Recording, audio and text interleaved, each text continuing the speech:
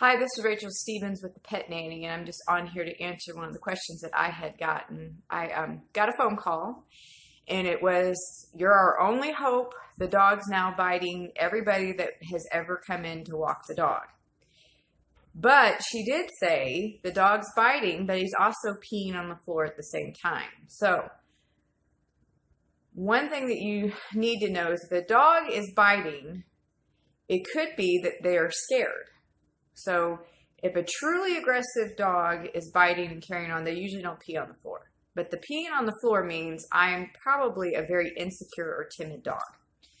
So what I did in that situation was I said, well, I'll come over and check the dog out and see what he does with me. So I, of course, usually smell like other dogs and cats. So I had that going for me. And I think at that time I had rubbed a dog biscuit on my hands. So I had dog biscuit on my hands and met the dog, and he was a very timid dog, kind of peed on the floor and that whatnot. And I thought, well, I think I can do this. So the pet visit came. The humans had left the house. It was my very first visit. So on that very first visit, my normal visits are half hour at a time and anything I can do within that half hour. And I can go bigger than a half hour. But on this one, I gave them 45 minutes to an hour, because if you're dealing with a timid dog, they have to go at their own pace.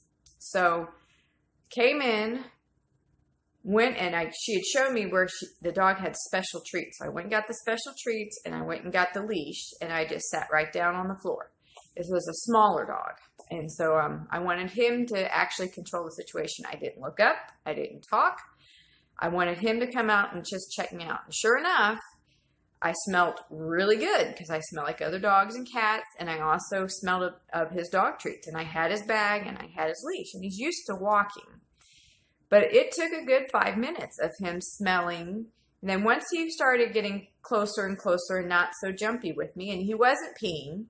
Yes, he did bark when I first came in, but he didn't growl or bite me, and I just sat there and let him decide at his own pace how we wanted to do that. So that took about 5 minutes. He got closer and closer.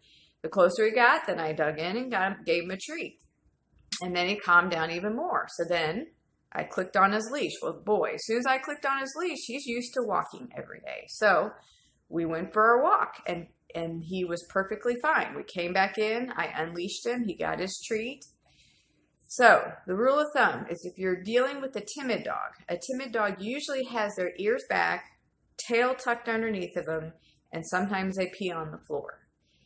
If you have a timid dog, be very, very calm and let them take their time with you. There's no jerky movements, no talking to them, and I don't really even like to make eye contact with them. I like them to feel like they're in control of the situation. So with me taking that 5 minutes with the dog, he gained trust and I could go for a walk. Now, the next visit after that, guess what? I didn't have to wait the 5 minutes. I came in, I grabbed the dog treats, I grabbed the leash, and he went, oh, she's back again. He came right up, and I leashed him up. So I hope this helps you, and give me a call if you want to use me. Rachel Stevens with the Pet Nanny PB.